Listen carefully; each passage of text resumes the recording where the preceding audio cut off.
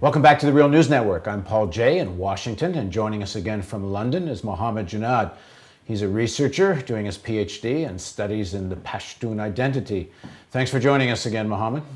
Thank you very much. Let's pick up from where we left off in segment one. So the Taliban, if I understand it correctly, was a group of mullahs in the Kandahar region during the civil war of the early 1980s, when there was such chaos and Mujahideen warlords were all fighting each other, and at least 500,000 Afghans were killed during this period.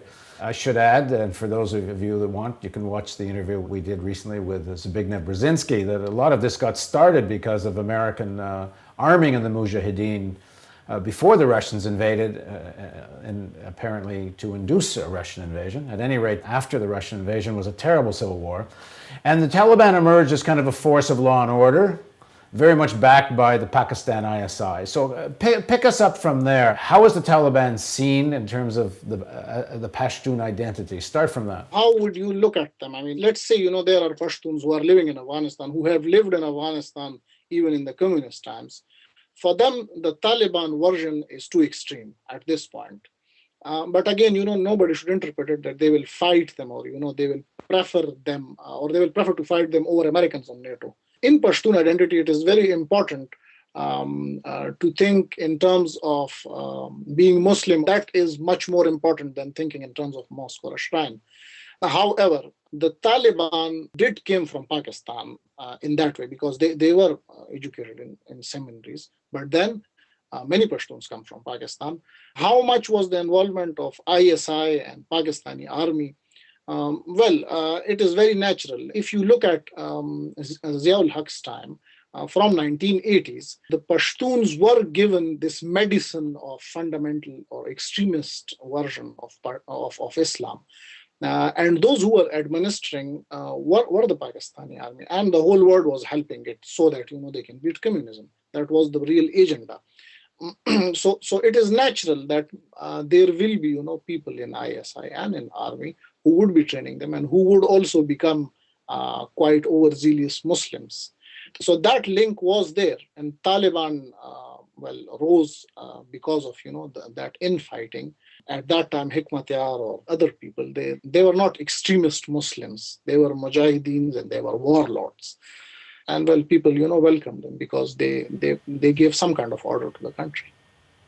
So let's jump ahead till now. The Taliban come to power.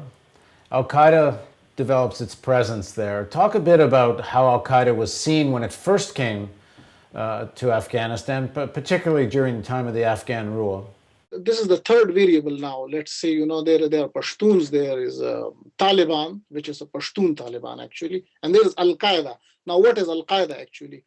Al Qaeda, as far as we know, is an extreme kind of stance, which is taken by which is adopted by Muslims in the Arabian Peninsula, we would say. Those Muslims were more in brotherhood to Taliban than to normal Pashtuns. So Taliban would like to join hands with them. Now look at the country, which was destroyed by communist war, and after that it was destroyed by infighting. And then, Taliban come into power, and then look at it that, a person called Osama bin Laden comes in with good money. He is a very strict Muslim, and his Islam is very near to the Taliban. In fact, it is the same. They have worked together, and he has quite some money, and he is going to develop the place. And that's enough for Taliban. It will give all the benefits to them. For Pashtuns, it was more the question of security and peace. So as long as Taliban were keeping that was okay for them. So you can say that Pashtuns were more neutral about Al Qaeda, or maybe a bit friendly about them. Taliban were more like brothers of Al Qaeda. So how does 9/11 change the relationship? The relationship is changed because in Pashtun culture, security is much more important. It is one of the important aspects, and they don't like people. In fact, they will not allow their guest, which is one of the important part of Pashtunwali. Again, in Pashto it is called milmastya, or hospitality. So anybody going there as a guest, and let me remind people from the first segment, Pashtunwali is essentially the codification of Pashtun customs and laws and behavior. Yes, code of honor of Pashtuns, or the way of life. So that milmastya or hospitality is is really shattered if somebody as a guest is acting against another person without the agreement of the host, and that actually meant that the normal Pashtun will not be happy with that. If Osama bin Laden has done 9/11 and it was without the consent of Pashtuns, Afghanistan was not at war with America. So that goes negatively with that. So they don't like Osama bin Laden for that reason in the beginning, let's say in 2003 or 2000. But does that start to change? Now, what happens, after that, the story of the last 8 years is, again, the America did, the mistake, I think, which was done, by the Russians. In fact, Russians were in much more, powerful position because they had a strong party of communists in Afghanistan. America had nothing like that. They depended a lot much on warlords, and the warlords, well, their history is something, because of the warlordism, the Pashtuns actually accepted Taliban. They welcomed them. Again, those warlords, came into the foray. And it looked like, for the time being that America will come here, many Pashtuns knew how America looks, and they were dreaming that, if Afghanistan can become 10% of that America, they would be very happy with that. But that didn't happen only because of this warlordism, and it still exists. That warlordism actually destroyed, the American image in Afghanistan, because America was perceived as very positively.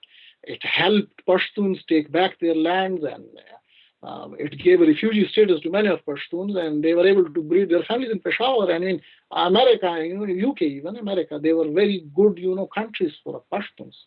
In the recent suicide bombing where the CIA agents, I think it's 7 CIA agents, were killed in this camp on the Afghan-Pakistan border, one of the things the newspapers were commenting on, based on the videotape of the guy that did the suicide bombing, the Jordanian doctor, that he was sitting next to one of the Taliban leaders. But this also seemed very connected to Al-Qaeda, and this kind of merging between Al-Qaeda and the Afghan Taliban. They seemed to think that was more evidence of it than perhaps they thought there had been previously. So talk a little bit about where things are now between the Taliban, Al-Qaeda, and the Pashtun tribes and elders. Yes, we need to make another very important distinction, which is between TTP, the Tehrik-e-Taliban Pakistan, and the Mullah Omar Taliban. Mullah Omar Taliban has at several occasions denounced any violence against the Pakistani army, and they simply say they have called Pakistan as Majburistan. Majbur means in the local language being forced. So they think Pakistan is a forced land now, forced by America or whatever. To our economic downfall, and they are helping the others, and they've clearly said we are not against Pakistan, we will never attack it, we know it is our second home. This is what Mullah Omar's Taliban say. The Tehrik-e-Taliban Pakistan, on the other hand, is a very different phenomena. They simply say that because you are helping NATO and America with supplies and everything, and you are taking money from them, this is what they are telling Pakistani army, that is why we are going to attack you. And they, really are at war against the Pakistani army. So there is this very big, distinction. And it has been reported at several points that Mullah Omar actually wrote to Tehrik-e-Taliban Pakistan, Baitullah Masood, who was, killed in a drone attack. He wrote to him several times not to fight Pakistani army and come over and fight, NATO and America. Let's stop there for now. And in the next segment of the interview, let's talk about that attack that killed the CIA officers and what does it tell us about the alignment of forces. Please join us for the next segment of our interview with Mohammed Junaid.